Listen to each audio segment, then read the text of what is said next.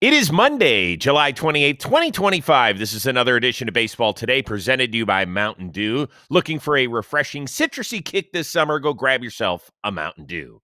That is my man, Trevor Plouffe. I am Chris Rose, producer Dan, intern Sawyer along for the ride as well. Hope everybody had a good final weekend before the trade deadline, right? Did I cover it? Yeah, I mean, I guess. I think everyone's excited, nervous, scared, all the things that the deadline brings, and that's why we love this part of the year. I know that we'll kind of be like on call, and we'll see what happens if we got any like true crazy breaking news. Like I'm assuming we will. The names that are out there are big, and we only got 4 more days, so I'm ready, Chris. We are ready. We've got a few trades to break down. We'll be doing that over the next 30-plus minutes today, plus a really interesting story that broke on Monday morning between the commissioner and Bryce Harper. We can't wait to chew on, but let's start by celebrating the individual holy grail of this sport. We have a new Baseball Hall of Fame class that was inducted in Cooperstown on Sunday.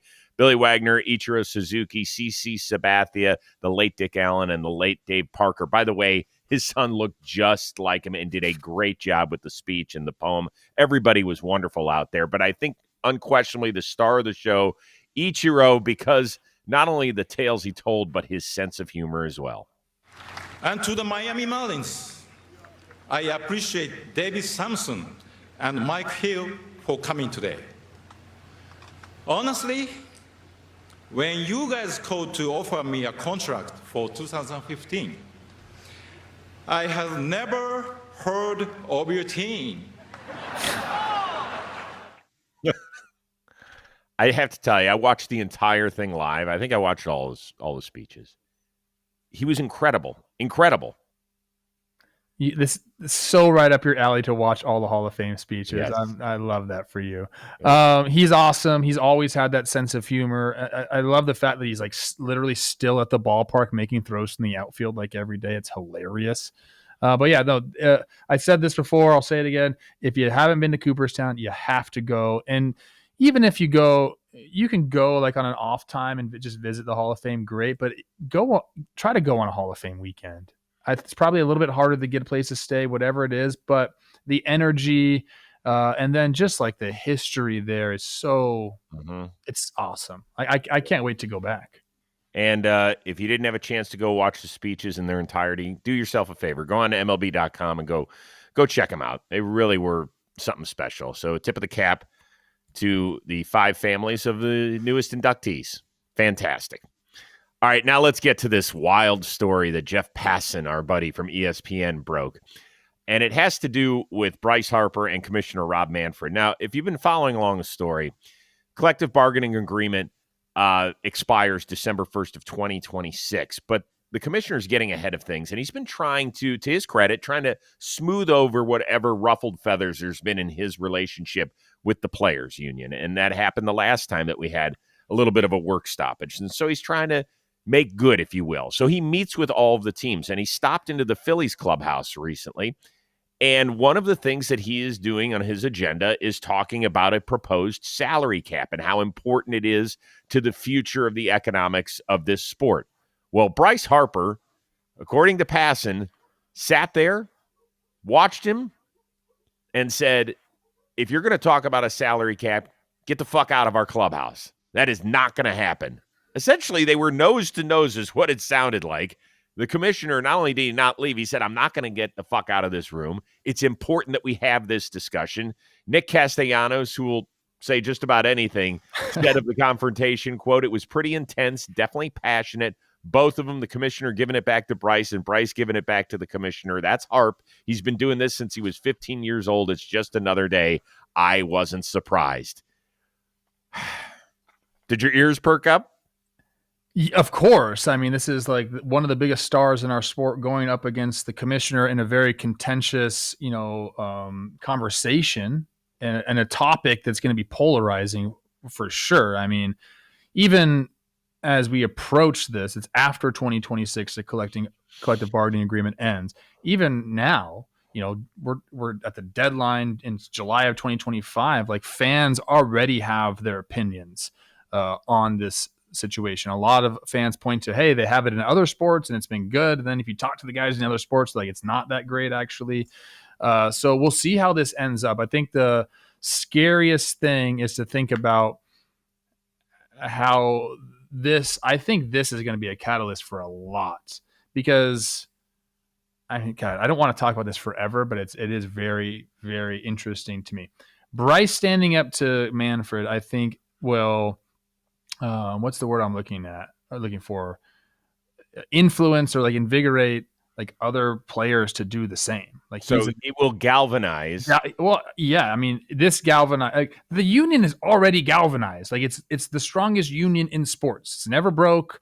Like it's been, points get hammered into each player's head. And I'll share some stuff during the All-Star week. When I was there, I got approached by some people who were talking about Rob Manfred going around to the clubhouses, and they said that it's been this guy was on the PA side. He said that's been a great tool for us because he hasn't been able to answer a lot of the questions that the guys have had. So Manfred going around, preemptively talking about a lockout, preemptively talking about a salary cap has already sparked a bunch of conversation and has, I guess you could say, also galvanized the Players Association. I don't like it, Chris, because I think our sport is in such a good spot that now we already have players, Bryce talking about we're ready to sit out 162. The owners are talking about they're ready to sit out over 162. I don't like that at all. And I hope it doesn't come to it. And I hope we really start to have some real discussions. At the end of that article, it did say that Harper and Manfred shook hands. Mm-hmm. Doesn't mean this is over. It's going to be a very, very contentious battle. And honestly, this is what the players feel. And this is what's getting hammered into the players' minds. You don't want to be the group that gives up all the rights that guys before you fought for decades. Right. Like that is probably the main thing that will be brought up in the players' meetings is don't be that group that gives away all the things that we fought for. You guys got it good. Minimum salary is up. You got contracts. These guys before you that fought for it didn't have that. So, that's going to be the main point driven home. As far as Major League Baseball, what they're going to do, yet to be seen. I don't know. I really think there needs to be like debate style press conferences for stuff like this. I think it would work. It'd iron out some of these things, these issues that really, how many times do we see last CBA, non-starter? We can't have that.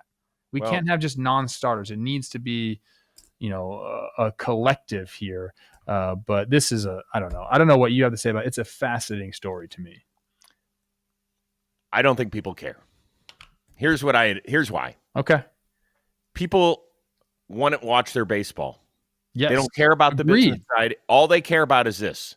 Does my team have a legitimate chance to win the World Series? And if not, how can we improve the game so that I, as a fan, don't lose interest after May? That's what they care about. And I think it's very simple from that standpoint. It's a very complicated issue from the players and owners standpoint. It is. All we care about as fans is we want to watch the game that we love. We don't want to hear people talking about a possible 162 game where we're not playing. Do you think people are going to be like, oh, Bryce Harper said they're willing to sit out 162 games? It's horrible. It's horrible. It's horrible for the sport, and it's horrible that it comes from one of the biggest faces of the game. I'm not disputing why he said it. I understand it. I understand he's trying to draw a line in the sand 18 months out from this. I get it. I understand why we have to negotiate, why some of the stuff gets released into the public. All I'm saying is that fans, all they want is the sport that they love. They don't want to hear billionaires against millionaires, and they want to believe that their teams have a fair shake. That's it. That's all they care. And I don't think that they feel all that. I could be wrong here. No, I agree. I hate the fact that this stuff happens in public and we have reports on it is probably the worst thing that we could do as a sport. Who the hell wants to hear about that? All across America and the world, like people, I mean, no one wants to hear about the 1% and their money problems. I totally agree with that. Yeah. It is important, I guess, to be informed, or do people not even care about being informed? No, I do think And they maybe they care don't. about how close are we. Maybe because sports is where you go to not be informed. You just want to go have a release. Yes. I mean, that's why people talk about it all the time. I don't want politics mixed in with my sports. Like, we know that there's things that are much more important than sports, but people enjoy sports because they want to get rid of all the other clutter in their mind and just enjoy it. That's all. So I think we finish up by saying this. Number one, yes, they did shake hands. Number two, according to Passan's article, Bryce Harper did not accept calls from Rob Manfred the next day. Now, the Phillies are on the south side of Chicago on Monday. I'm sure this is going to come up. Bryce will have to answer questions, whether he likes it or not. He might say, hey, listen, guys, whatever happens behind closed doors, what happens behind closed doors, that's his prerogative. He doesn't have to give a full-fledged answer, but he's going to be asked about it. Can I just say this? Yeah. As I feel like, a voice in the baseball world, you and I have one. Mm-hmm. Earmuffs. Don't fucking have a lockout. That is the dumbest.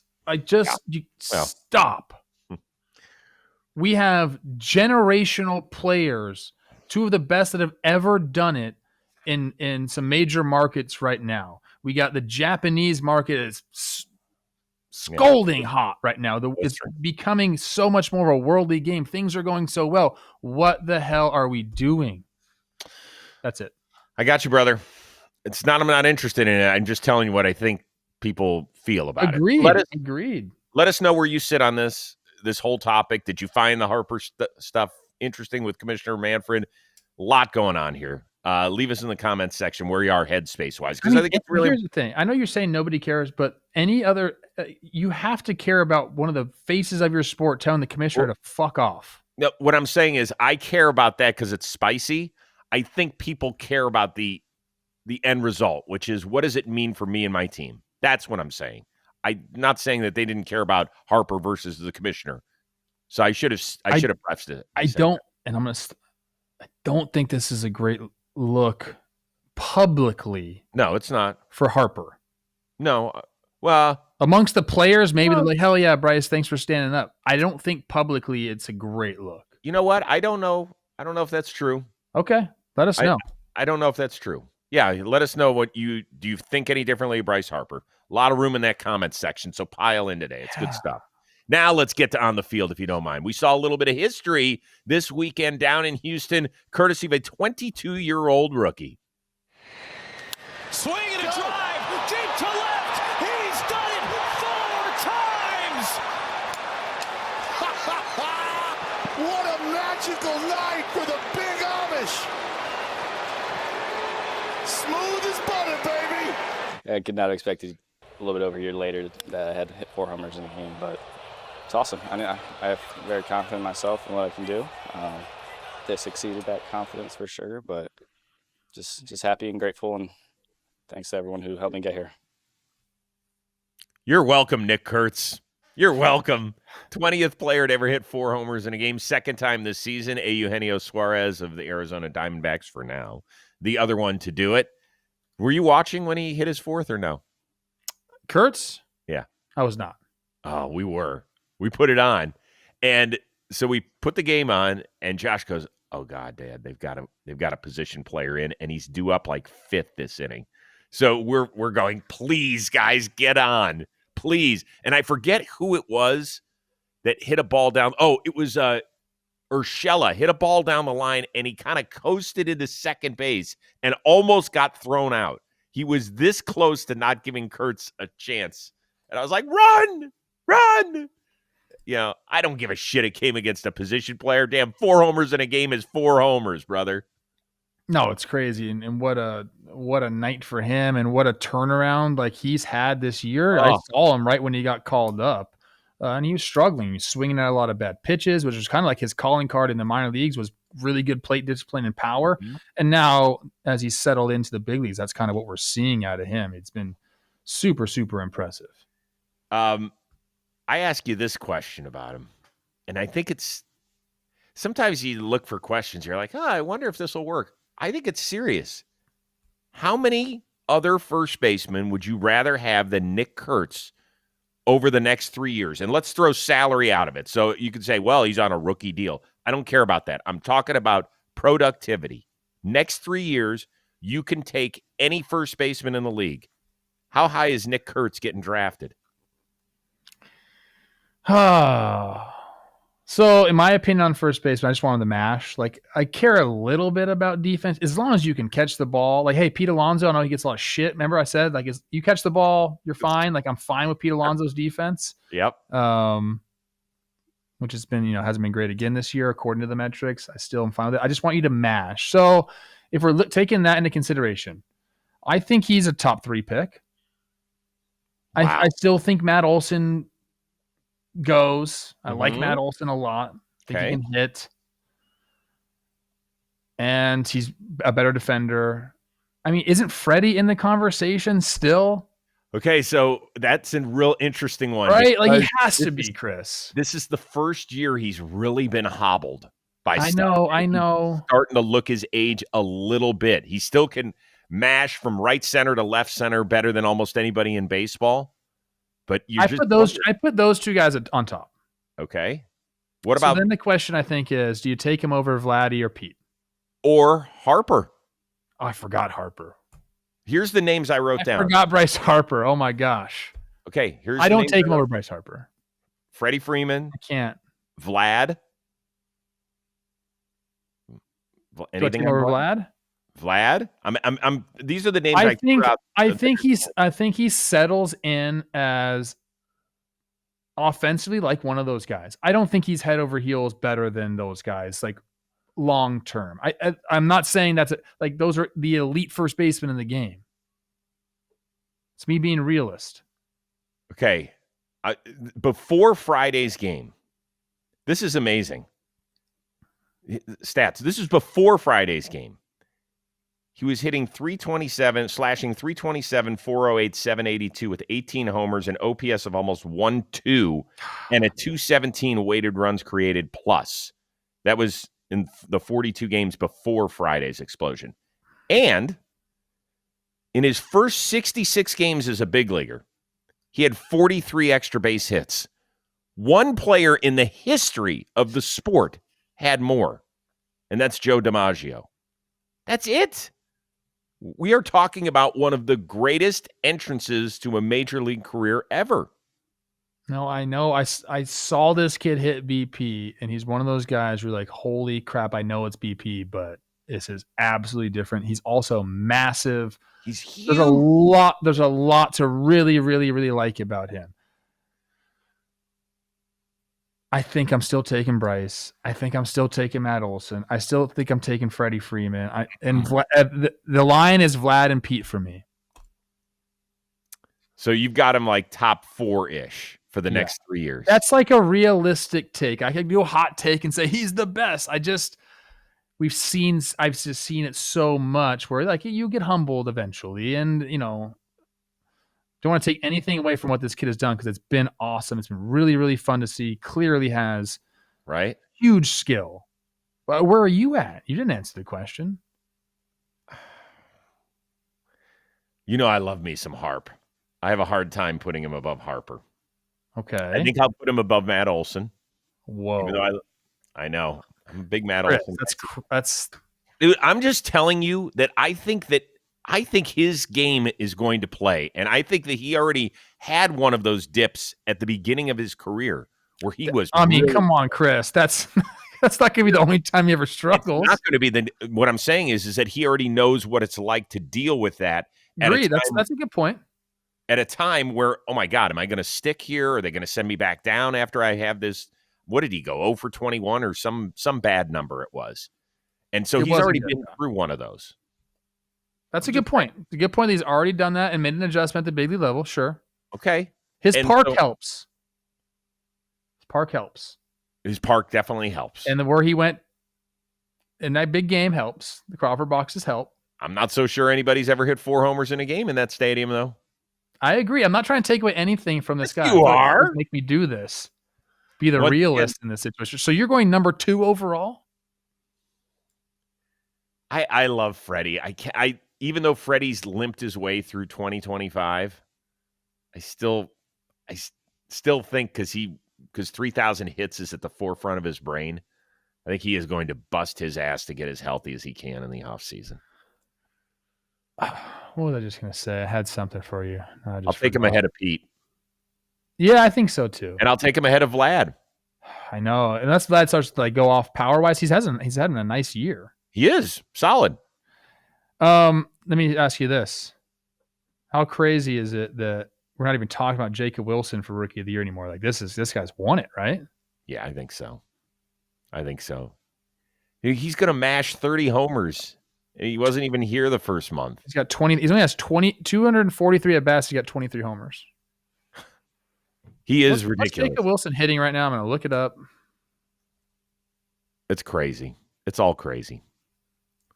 What the hell? All right. Don't worry about it. We got to move on because today's episode is sponsored by Lids. You watch this show every day. What are we doing? We're wearing hats on our head. You know how important the hat game is to what we do. And Lids was always the go-to place for hats and jerseys. But did you know Lids can now be your go-to for all things Topps trading cards, including the Topps Chrome Series. It just dropped on July 23rd. Lids is the only retail store with hobby boxes, so now you can have the satisfaction of ripping packs as soon as you make the purchase and not have to wait for the delivery to your house. Apparently, somebody just pulled a 1-1 of Cal Raleigh autograph card at a Lids store, and we're hearing it's sold for almost $3,000. That ain't bad. You go get a pack, you rip it open, 1-1 Cal Raleigh, $3,000 in your pocket. I'll take it. So to welcome card collectors of all ages to Lids stores, customers can use the code JOHNBOY in-store to get an Access Pass Premium membership for free with any purchase of MLB Topps Chrome. The AP Premium membership includes 20% off headwear, 10% off apparel, and early access to the latest drops, product giveaways, and oh so much more. So go do this today at Lids. The code is JOHNBOY in-store. We'll see you there. All right. Phillies. They take 2 of 3 from the Yankees in the boogie down over the weekend. Busy weekend for New York, which pulled off a couple of trades. Ryan McMahon's made some good plays at third base already.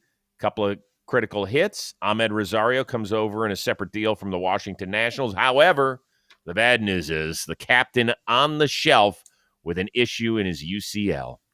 Yeah, I really was reluctant about going on any IL or anything like that. I was like, if I can hit, let me hit. I'll start DHing, I think, once this 10th day is up. But would you have wanted to DH now and not go on the injured list? Oh, yeah. So that was a kind of big discussion between you and everyone else involved? Yeah, that's what took the longest, I think, more than anything. Okay, so the good news here is there's no structural damage to the UCL. They think it's just going to be a 10-day stint. But you know how things can go. They can get weird, even if he comes back, and then there's a problem somewhere down the road. So what is the panic-ometer for Yankee fans right now? Oh, they're panicking, Chris. I mean, but the Yankees fan base does work in extremes. So they're really, really happy or really, really sad with their team. That's just how it works. Love them. Sometimes you guys are really mean to me, so I don't love you all the time. Obviously, they avoided the worst case scenario. He doesn't have to have surgery. He's going to come back. He's going to DH, which means Giancarlo Stanton has to go out there. That'll be interesting to see. I feel like he should just be able to do that, but it's not as easy. It's not like that. So they're already bad. Defense is going to probably get worse, or is going to get worse. And I think that's their biggest fear, that and striking out at the deadline. Like this team's got a lot of holes to fill the deadline. So I think that could alleviate some pain for them.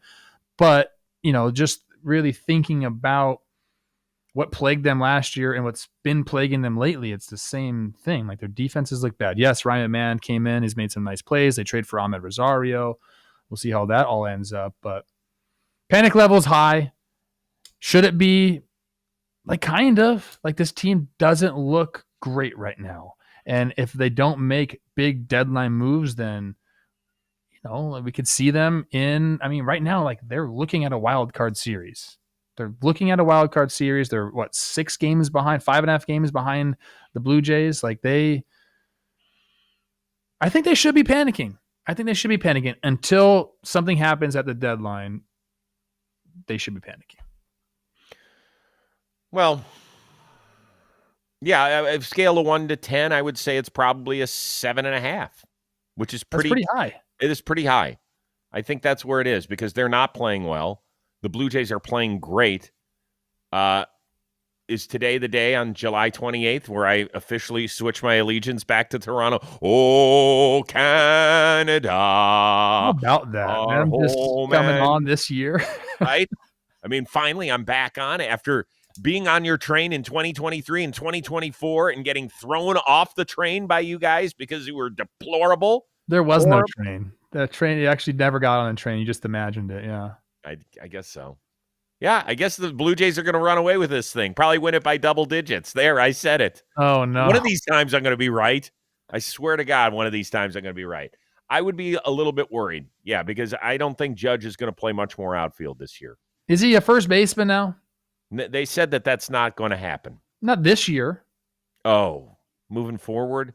I don't know, man. They don't have a first baseman signed, do they? No, Goldie signed a one-year deal. Goldie's out. Ben Rice out. What are we doing? He wanted to play first base. Yeah. Ben Rice. You can go get a first baseman. We learned that.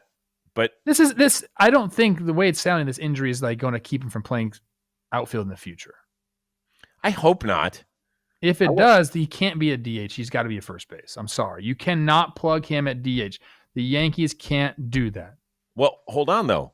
Can you run the risk of putting him back in the outfield? No, put him at first base. Yeah, they're not going to put him at first base. Why? I don't see that at all. Has the guy ever taken grounders? He's an elite athlete. I know, but look at what happened to Rafael Devers this weekend, and he's been at a hot corner for years. Yeah, but he was a horrible third baseman as well, Chris. Okay, but it looks like at least a huge target. I mean, think about what that could help with their infielders throwing. It's the biggest target in the league. Devers, though, he looked like he was playing with a waffle on his hand. He made a couple good plays and then a couple bad plays. But you're asking Aaron Judge, a guy who has never... How terrifying would it be? You were scared shitless moving from the infield to the outfield where you're 300 feet from the ball. Imagine what Aaron he's not going to be scared of the ball. Give him a full off season and then give him the full spring training. I think he could do it. You said this year. Oh, no, I didn't. I said I don't think he's going to play first base this year. Okay. No. I was confused. Next year, I think it's a viable option for them. Okay. Well, if it's like a real thing, like his elbow could be fine. I hope so. God, I hate it when position. We saw it with Harper. We saw it with Corey Seager. You know, these position players, these elite position players having to have, I don't want to say it because I don't want to throw it out there. Yankee fans are panicking. Just give me a number, Dan. You don't need a full explanation. Give me a number on a scale of 1 to 10, how much you're panicked right now. 5. Producer Dan says 5. Says we got to get pitching. Okay.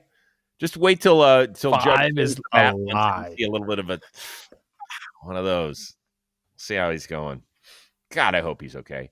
All right, quickly, Cal Raleigh hit homers 40 and 41 this weekend. Depending on where you're looking, he is now the betting favorite to win the AL MVP. Are you buying in on that? Sure. I mean, the Judge injury throws a huge wrench into that. If he comes back and just mashes, then he'll quickly reclaim that, I think. Because again, like, go look at what Judge has done. I feel like we don't talk about it enough. It's just, Judge is having a great year. It's like, no, it's like more than that. But I love he should obviously be in the talkings for this. There's a bunch of awesome numbers. He's chasing down. I think the coolest thing, like, I want to think the 60, all that. He's chasing down Mickey Mantle's switch hitter homer record, which I think is awesome. I don't know why. I just had this affinity for Mickey Mantle.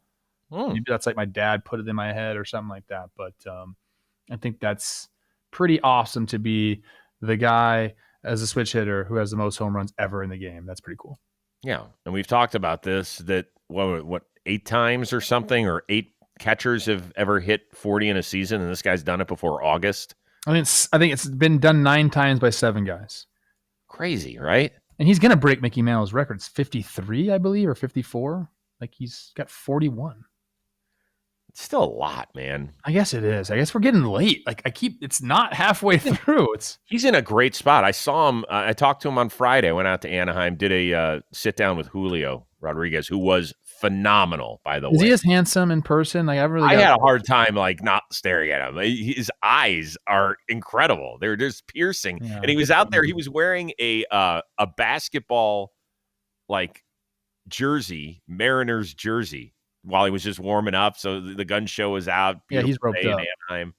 I was like, man, I almost ripped off my sleeves just to fit right in. You've been going shirtless a lot lately. I like it. I don't know. I'm in a bad spot right now. I was in such a good spot, and now I'm in a bad spot. All right, let's get over this. This is good. Sweeps by Texas over Atlanta and Cincinnati over Tampa over the weekend. So, if you haven't been checking the standings, both the Rangers and Reds, they check in Monday morning at 56 and 50, very much in playoff contention. Which team, as presently constructed, pre-trade deadline moves, do you trust more? It's really close.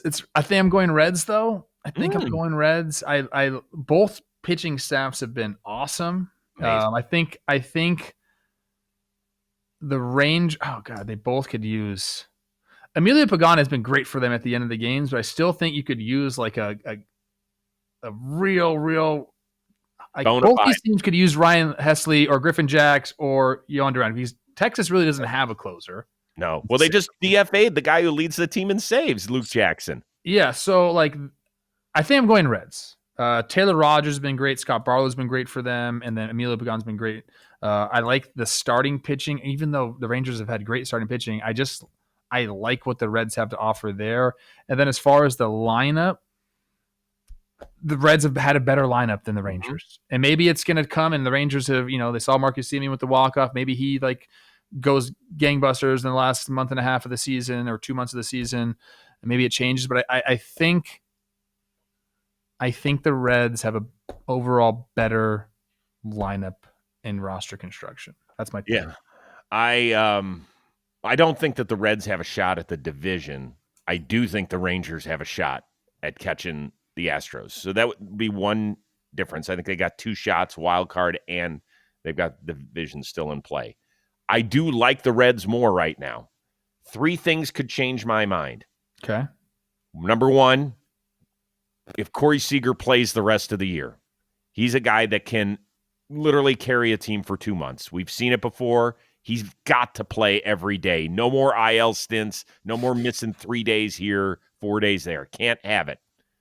Number 2, Jock Peterson just got activated off the injured list. He has been MIA the entire year. This is the time of year where Jock can hit 10 homers in 21 games. And you're like, holy shit, you see how hot he is? He's a guy that can do it. And number 3, it's 2 guys in one. It's the old college teammates, Leiter and Rocker at the end of the rotation. What are they? Because the top 3 of Eovaldi, DeGrom, and Patrick Corbin have been sensational. If either of those guys can step it up a notch, they've at times, Jack Leiter's shown at times to be decent, but just not consistent enough. Then I would flip it, but I would say Reds right now. I the more I'm looking at it, I think the Reds are the better team right now. Yeah, I do too. But it's fun, and they both have future Hall of Fame managers that have won multiple World Series that know how to get it done, know how to push the right buttons. I think it's going to be great. Do you think the Reds deal from their starting pitching depth? They can. I think Nick Martinez is really the interesting one there. I think he would be the one that, because he's so versatile. He hasn't been amazing. He's had times this year, he'd take a no-hitter into the 9th, I think, earlier this season, but he's also blown up a few times. So they could. I think they need to make a move. They really, and we know that Chris Young will make a move. But I'm not so sure about the Reds. When was the last time they made a move where you were like, damn, all right, Reds? I don't know. I mean, last big trade, was it with the Twins and Luke Malley for those young guys? Come on. We didn't amount to anything? I'm trying to think. I love Luke Malley, but... Oh, you talk about Tyler Mahle? I said Luke Malley? Luke Malley. Tyler Mahle. Okay. Pitcher who doesn't... Let us know, Reds fans, what's going on there. All right. Today's episode brought to you by Built. By now, you probably heard of Built, where you can earn points on your monthly rent payment. But did you know they make it possible for you to get more outside of your home as well? By paying rent through Built, you earn flexible points that can be redeemed toward hundreds of hotels and airlines, future rent payment, your next Lyft ride, and oh, so much more. But guess what? It doesn't stop there. Built is about making your entire neighborhood more rewarding. You can dine out at your favorite local restaurants and earn additional points, get VIP treatments at certain fitness studios, and enjoy exclusive experiences just for Built members every month. Built is turning a monthly expense into an opportunity to earn rewards and discover the best that your neighborhood has to offer. Your rent, it's finally working for you. Isn't that nice? Earn points on rent and around your neighborhood wherever you call home by going to join built.com/today. That is JOINBILT.com/today. Make sure you use our URL so they know we sent you. Thanks very much. Appreciate that. We got a lot of stuff here. Oh boy. That's interesting. That can't be. What happened? Is this real? Check out another passing tweet, please. Uh-oh. Here we go. What do you want? This can't possibly be. Passing. Got it. Oh, no. Cleveland Guardians closer Emmanuel Clase has been placed on non-disciplinary paid leave as part of MLB's sports betting investigation. Sources tell ESPN. Clase is the second Cleveland pitcher on leave tied to the investigation, joining right-hander Luis Ortiz, who is basically done for the year. They're investigating it until late. Does he have some horrible pitches like Ortiz did? Well, I mean, his pitches ended up over the fence, courtesy of Jonathan India. They did. Okay, well, you know what? Just real quick, there's been a lot of people speaking out against betting in sports. Giolito came out and talked about it a ton. I don't know. That's passing with a couple bomb tweets during our show. I'm sure this is something that we will continue to discuss coming up on Tuesday's show, but that just happened while we were doing this show live. So, woo-wee. It just doesn't stop. So as teams are trying to figure out which players they can go after and who can help whom and all that sort of stuff, you can cross Seth Lugo off of the list. Jeff Passan, first to report last night that he was getting a 2-year extension, reportedly worth $46 million. Lugo, who has really come on the last few years, first in San Diego and then the last couple with Kansas City, where he actually made an all-star team. He gets an extension. They want to keep this group together of starting rotation. Michael Wacha, Reagans, and Lugo obviously at the head of this. Do you like this move, or would they have been better off maybe selling and trying to build a better offense? I mean, anytime you can keep a pitcher who's had the success that he's had in your organization, I think you do it. I think it's one of the hardest things to develop is starting pitching. And if you get a guy that comes in and has success, I think, you keep him. You're saying like deal him now and then try to re-sign him in the offseason to go back for next year. I think that's a tough thing to do. So I think if a guy wants to be there, you keep him there. Well, it's something I know that our buddy Vinny Pasquantino was vocal about publicly. He said, we're obviously a much, much better team when he's there. So, and you know what? They have not had a great year. They've actually had a pretty disappointing season overall. They're still very much in wild card contention, and I don't think Detroit's slide is going to continue to the point where somebody's going to catch them. But they did win a series from Cleveland this weekend, which was big. When they're healthy, that rotation there aren't a lot of them in the American League you would rather have. I mean, Noah Cameron has been injured, a godsend. He's been great. Yeah, I don't mind it at all. He's been really solid, and $23 million a year for a guy like Lugo, who's been as dependable in the last 3 years as a lot of pitchers in this league. Pretty good. Sometimes I don't understand baseball savant and like all the peripheral numbers and the metrics. This guy's got a 295 on the year with a 109 whip, but he's just it's an ice cold blue savant page. Mm-hmm. Interesting. I'm still stunned by the Clase news. Sorry. I can't do it. this. Like, in your face. I can't do this every 3 weeks where we You keep want losing. like that halts the trade offers, obviously. Yeah, well, that'll cost me 10 points. Oh God Almighty, I can't. What are we doing? Are we not going to even get to the Manny and Yes, we are. we don't have to. We could skip it if you need to. I can give you a hug. Give me a minute. People understand, like they get it. They understand. It's bad enough when you have to deal with one person who's being investigated on gambling.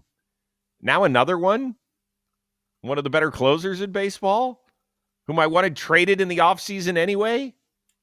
What are we doing? It says the paid leave is through the trade deadline. What does that mean? I mean, obviously they're not going to have an investigation wrapped by Friday. Well, I don't know what that means. It just says it's through August 31st. MLB said in a statement. Is that August? done? Oh, wait a second. So they just released a statement? Oh, August 31st. For Clase? Yes. Okay. Yes. I was thinking July 31st. That's why I said the trade deadline. August 31st. So he's gone. He's gone. No trades. Yeah. Okay. Through August 31st. So that's right in line with Ortiz's. Ortiz was originally for 2 weeks. I think it was like July 3rd through the 17th, and then they pushed it to August 31st. So that's where it's going to be. Oh, my gosh. All right. I'm going to see if I can move up my therapy appointment this afternoon.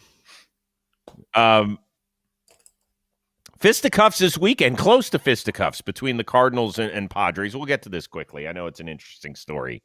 Wilson Contreras, who's constantly been a ball magnet throughout his career, got hit a couple of times, was pissed off. You get it. You understand. Well, Manny Machado got plunked once, and he said, I understand that. And then he got it another time, and he was pissed. He's like, 2 times. That is 2 times.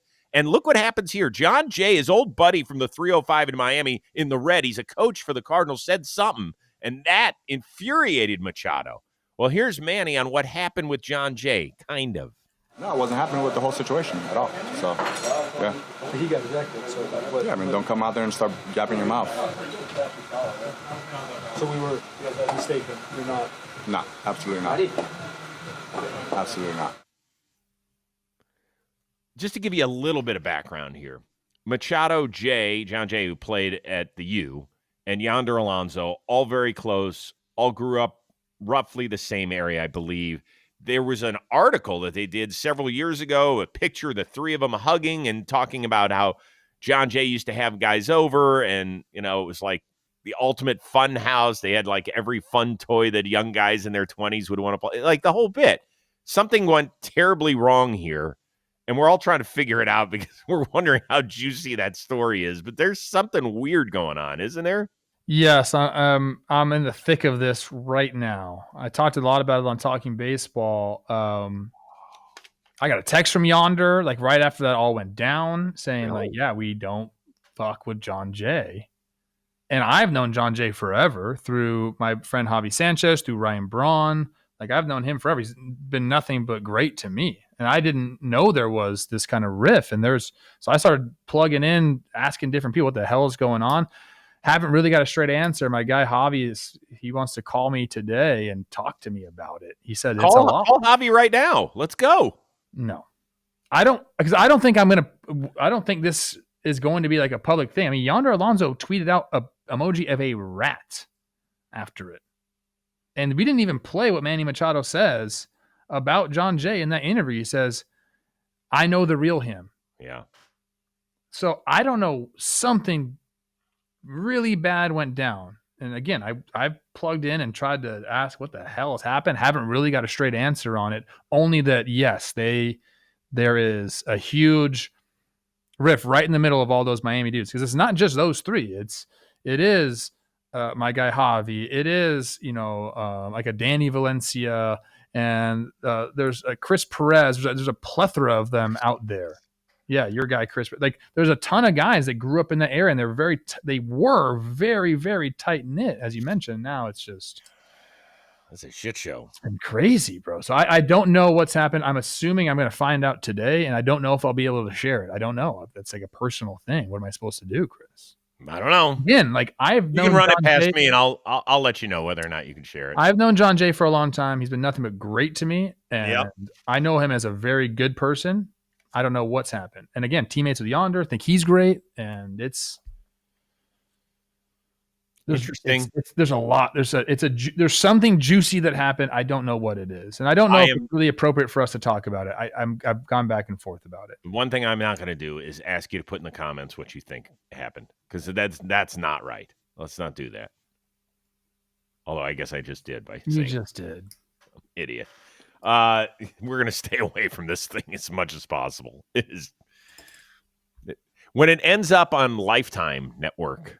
Is this the most gossipy show we've ever had to do? Bryce Harper, Rob Manfred, Clase gambling thing, John Jay, Manny Machado, Yonder Alonso. What the freak? Welcome to TMZ Sports, everybody. Woohoo! All right. One quick reminder, by the way, latest dugout discussions with your buddy Byron Buxton is out. Also, baby ball players with the Twins. Speaking of cheating, somebody might have been accused of it. And dude, that's all I can say. Just go watch. Chris, I do not like that. Go watch. Just go watch, and then you can see for yourself and determine what's going on. Okay? Thank you.